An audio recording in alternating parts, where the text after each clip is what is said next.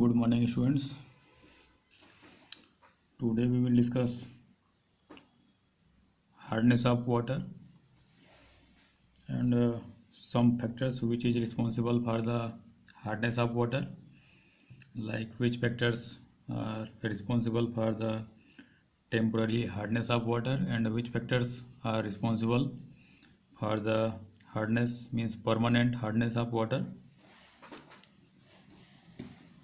वो इसके पहले हम लोग डिस्कस कर चुके हैं ब्राइन सॉल्यूशन,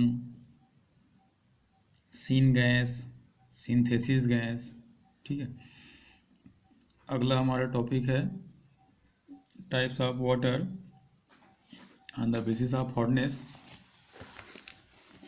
तो देखेंगे यहाँ पे कि there are two types of water according to hardness. First one is hard water and the second one is soft water. So water which do not produce leather with soap is known as hard water, and the water which can easily produce leather with soap is known as soft water। कि कोई भी ऐसा water जो कि soap के साथ easily झाग नहीं दे पाता उसको बोलते हैं हार्ड वाटर, और जो इजीली झाग दे देता है उसको बोलते हैं सॉफ्ट वाटर। अगला देखेंगे यहाँ पे कि hydrogen carbonate, chlorides, hydrogen carbonate, नेट्स, chlorides and sulphates of calcium Ca and magnesium are responsible for the hardness of water.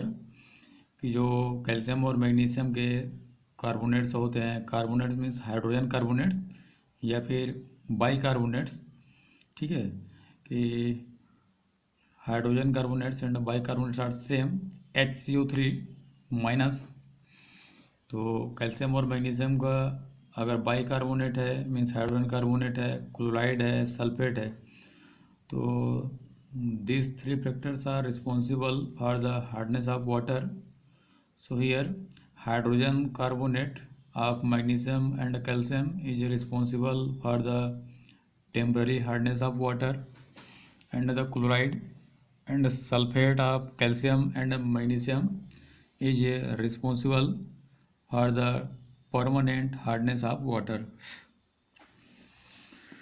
तो देखते हैं यहाँ पे लिखा हुआ है कि soft water is due to the presence of hydrogen carbonate of calcium and magnesium, and hard water due to the presence of chloride and sulfate of calcium and magnesium, like calcium chloride, calcium sulfate, magnesium chloride, magnesium sulfate।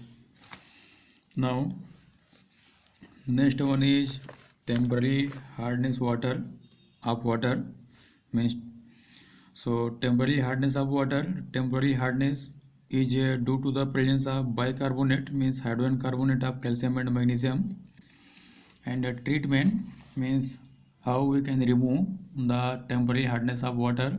So the removal of temporary hardness of water is easy, so we can apply by boiling or by adding or by some suitable method। तो यहाँ पे देखेंगे by boiling जो लिखा हुआ है कि temporary hardness of water is removed by boiling. ठीक है, कि जैसे हम वाटर को गर्म करते हैं, हीट करते हैं, when ever we heat water then we see the layer of salt is produced on the above of water. ठीक है, कि जो वाटर के सबसे ऊपर वाले लेयर में, वाटर के ऊपर वाले लेयर में ऊपर में देखते हैं कि एक साल्ट का लेयर बन जाता है। तो जैसे हम लोग हीट करते हैं, बॉईल करते हैं, तो वो लेयर बन जाता है और वो निकल गया, मतलब हमारा बाइकार्बोनेट जो कैल्शियम और मैग्नीशियम का था।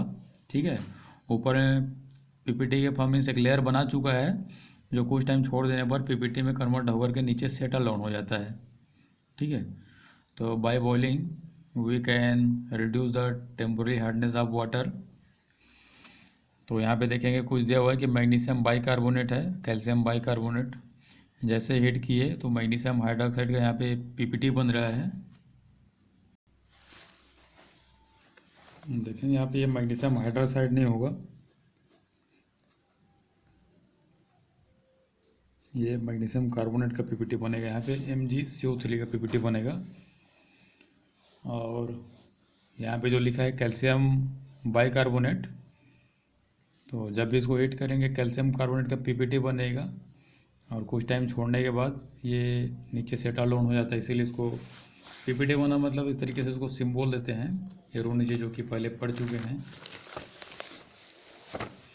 अगला है कि by adding some chemical we can reduce या remove the temporary hardness of water. तो इसको बोलते हैं Clark method. In this method slaked lime means lime water CaOH whole twice calcium hydroxide is known as lime water, means select lime is added, the bicarbonate form a insoluble carbonate which is filtered up। ठीक है, कि जब भी calcium मान के चलो कि water है हमारा, जहाँ पे ये वाला सिंपल प्रेजेंट है बाइकार्बोनेट का, तो कैल्शियम हाइड्रोक्साइड जब भी उसको ऐड करेंगे तो ये कैल्शियम कार्बोनेट का पीपीटी बन जाता है, और जो कि इनसॉल्युबल होता है, वाटर इनसॉल्युबल होता है, और ये धीरे धीरे नीचे सेटल डाउन हो जाता है, या फिर फिल्टर करके भी हम लोग इसको हटा सकते हैं, और प्लस वाटर हमारा प्योर मिल जाता है। तो ये दो मेथड था, means this two methods are used to remove the temporary hardness of water. तो नेक्स्ट है हमारा permanent hardness of water. So due to the presence of chloride and sulphate of calcium and magnesium water get permanent hard.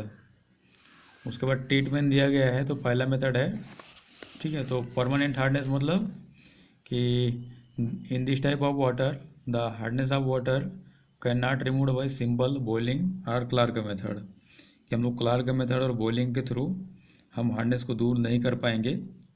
ठीक है, तो यहाँ पे कुछ special method use करते हैं, केमिकल मेथड देखते हैं कि washing soda needing sodium carbonate to hard water soluble chloride and sulfate are converted into insoluble carbonate which are filtered up। ठीक है, कि मान के लो अगर कैल्शियम क्लोराइड प्रेजेंट है तो हम ये वाला कंपाउंड ऐड कर दिए वहाँ पे, सोडियम कार्बोनेट, जो कि पाउडर फॉर्म में होता है वाइट कलर का। तो अब इन दोनों को मिक्स कर देंगे। ये वाटर है हमारा जहाँ पे CaCl2 प्रेजेंट है, और Na2CO3 जो पाउडर हम लोग मिक्स किए हैं वाटर में, तो ये CaCO3 का फॉर्म में निकल जाता है, मीन्स पीपीटी बना लेता है CaCO3 का। तो यहाँ और ये बना लेता है CaCO3 का पीपीटी, जो कि सेटल डाउन हो जाता है या फिल्टर कर लेते हैं, और NaCl जो कि सॉल्ट में रहता है, मीन्स वाटर में रहता है, तो इससे हमारा वाटर जो है हार्ड नहीं होता। ठीक है, अगला है हमारा MCl2। तो यहाँ भी मैग्नीशियम को हम magnesium bicarbonate means magnesium carbonate के थ्रू हटा देंगे, कि सोडियम कार्बोनेट लिए तो ये मैग्नीशियम कार्बोनेट बना, जो कि पीपीटी बन जाएगा, और NaCl जो कि वाटर में बच जाएगा, ये हार्डनेस प्रोवाइड नहीं करेगा, इससे कुछ फर्क नहीं पड़ता। तो ओवरऑल यहाँ पे कहने का मतलब ये है कि क्लोराइड या फिर सल्फेट, ठीक है, क्लोराइड सल्फेट अगर सोडियम का होता है तो कोई इफेक्ट नहीं पड़ने वाला, लेकिन अगर यही क्लोराइड जो है कैल्शियम हो या फिर मैग्नीशियम का हो जाए तब वहाँ पे प्रॉब्लम होगा। ठीक है, यहाँ पे नीचे में M लिखा है, M का मतलब है कैल्शियम या फिर मैग्नीशियम, तो ऊपर में कैल्शियम लिख चुके हैं, तो यहाँ पे मैग्नीशियम लिखेंगे, और चाहे तो ये वाला इक्वेशन दे करके CaMg भी लिख सकते हैं। तो कुल मिला के इस वाटर से हमें कैल्शियम और मैग्नीशियम को हटा देना था, कि without calcium and magnesium the chloride and the sulphate can not provide the hardness to water. ठीक है, कि मैग्नीशियम और कैल्शियम अगर वाटर में ना रहे तो जो क्लोराइड और सल्फेट दोनों मिल करके भी वाटर को परमानेंट हार्डनेस नहीं बना सकता, परमानेंट हार्ड नहीं बना सकता।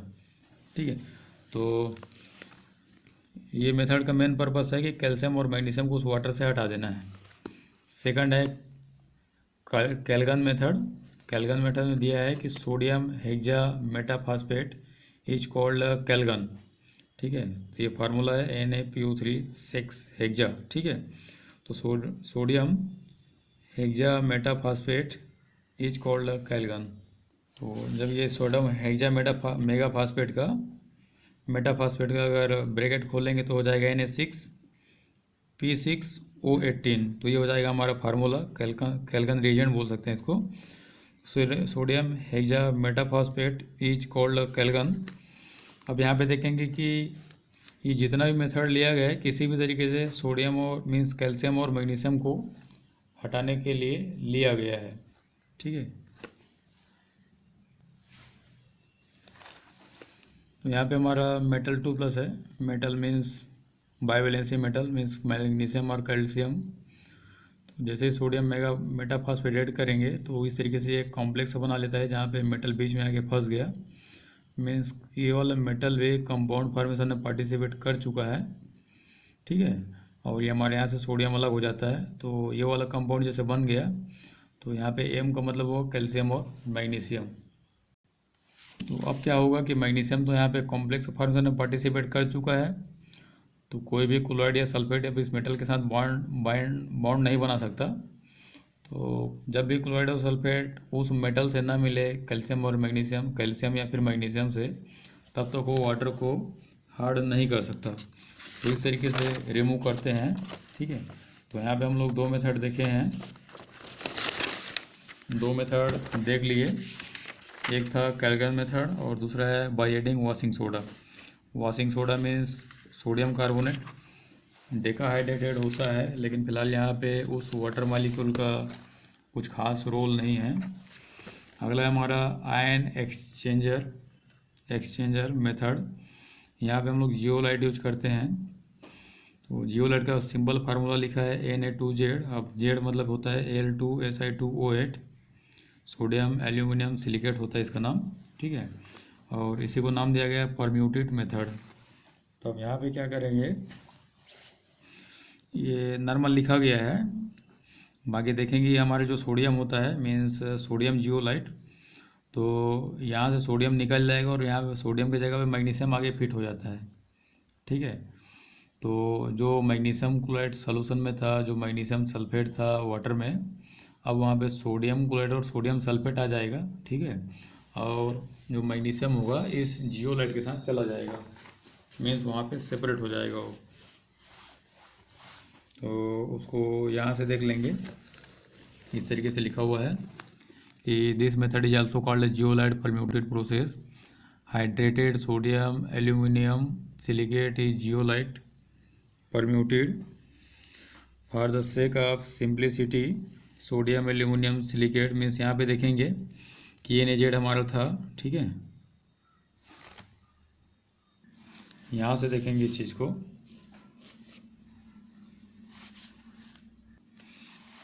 तो यहाँ पे देखेंगे जैसे कि दिया हुआ है कि हमारा जियोलाइट है, ये कैल्शियम है या फिर मैग्नीशियम हो सकता है। तो जैसे ही रिएक्शन करेंगे मेटल एक्सचेंज होगा। यहाँ पे एक्सचेंजर का मतलब वो ये है कि जो कैल्शियम 2+ आयन है, इस आयन को सोडियम आयन से एक्सचेंज हो जाता है। तो ये बना हमारा CaZ। अब यहाँ पे फार्मूला था Na2Z, यहाँ पे हो जाएगा CaZ। यहाँ पे सोडियम का वैलेंसी 1 था, ये 2 है, इसलिए कैल्शियम, और ये जेड हो जाएगा कैल्शियम एल्यूमिनियम सिलिकेट, और ये सोडियम यहाँ से निकल गया और ये सोडियम कहाँ पे रहेगा, वाटर में। तो जब भी हम लोग इस ये वाला हार्ड वाटर यहाँ से देते हैं, ठीक है, ये मान के लो हमारा जो एक्वागार्ड वगैरह का लेते हैं वाटर प्योरीफायर, उसका वाला है ये। तो अंदर में कुछ यहाँ पे देखो परम्यूटेड करके लिखा हुआ है, तो यहाँ पे मटेरियल भरा हुआ है जियोलाइट का। ठीक है, तो वाटर जैसे यहाँ से ऐड करते हैं तो अब क्या होगा कि बीच में जो है, ठीक है, ये लोग है कोर्स सैंड, तो यहाँ से ये निकलने तक, ठीक है, अब क्या होता है कि सोडियम जियोलाइट में सोडियम था, तो यहाँ निकलने के पहले मैग्नीशियम को, जो हार्ड वाटर में मैग्नीशियम और कैल्शियम था, उसको यहाँ पे रोक लिया जाता है और फाइनली सोडियम को उस वाटर के साथ भेजा जाता है। ठीक है, तो ये हमारा वेस्ट है जो कि कैल्शियम मैग्नीशियम वाला रहेगा, तो हमारा फाइनली वाटर यहाँ से निकलेगा। ठीक है, इस तरीके से होता है ये कि यहाँ पे जो जियोलाइट है इस तरीके से होगा कि सोडियम का बस एक्सचेंज होगा यहाँ पे। और अगला देखेंगे कि जब पूरी तरह से हो जाता है, मान लो हमारा जितना भी जियोलाइट था, जितना सोडियम था, सबको एक्सचेंज कर लिया, तो वापस से इसको फिर से रीजनरेट करते हैं। रीजनरेट कैसे करेंगे कि calcium aluminium silicate means calcium zeolite जो था, अब ये पूरा कैल्शियम जियोलाइट में कन्वर्ट हो गया है। जो सोडियम जियोलाइट था वो कैल्शियम और मैग्नीशियम जियोलाइट में कन्वर्ट हो गया है, तो वापस से यहाँ से साल्ट एंटर करा देते हैं। ठीक है, साल्ट एंटर करा देते हैं अब ये साल्ट एंटर कराने से क्या होगा कि वहाँ से सोडियम प्लस मिलेगा और ये सोडियम प्लस फिर से कैल्शियम और मैग्नीशियम को यहाँ से हटा देगा, ठीक है। तो कैल्शियम मैग्नीशियम यहाँ से आउट हो जाएंगे और ये हमारा फिर से तैयार हो जाता है वाटर प्योरीफाई करने के लिए।